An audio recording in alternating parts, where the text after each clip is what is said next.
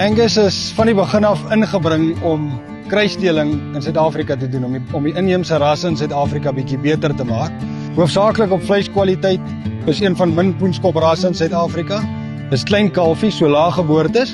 Vat op hierdie plaas spesifiek val dit met die Nguni kruis, is een van die voordele, hulle die natuurlike poenskop geen van die Angus, die horingsafval van die kalfies. In vandag se tyd waar arbeid 'n probleem raak, ons almal se tyd minder raak, dink ek is baie belangrik want dit spaar jou baie tyd om nie die kalwers te hoef te onthoring nie. So my family started farming in the early 1900s in Cape Town. We had dairy farms and milk distribution door to door. We later on moved our dairy herd out to Darling, to Grootepoort in 1972 to utilize the farm better in the veld and the vlei areas and the stubble lands.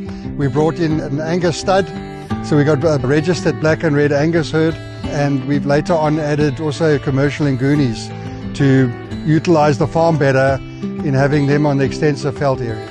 We keep a part of the Nguni herd purebred Ngoonies.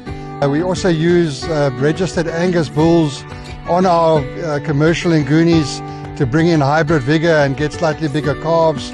And also taking those Angus crosses which are one color. They're either red or they're black. When you take them to the auction pens, the buyers definitely prefer the Angus crosses. And then of course there's a big thing is the dehorning, the genetic dehorning of the animals.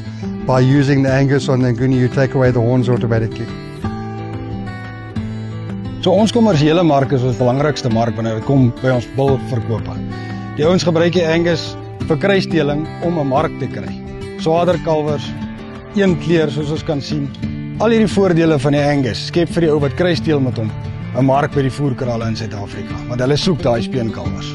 En Angus is nie net 'n ras nie, dis 'n handelsmerk.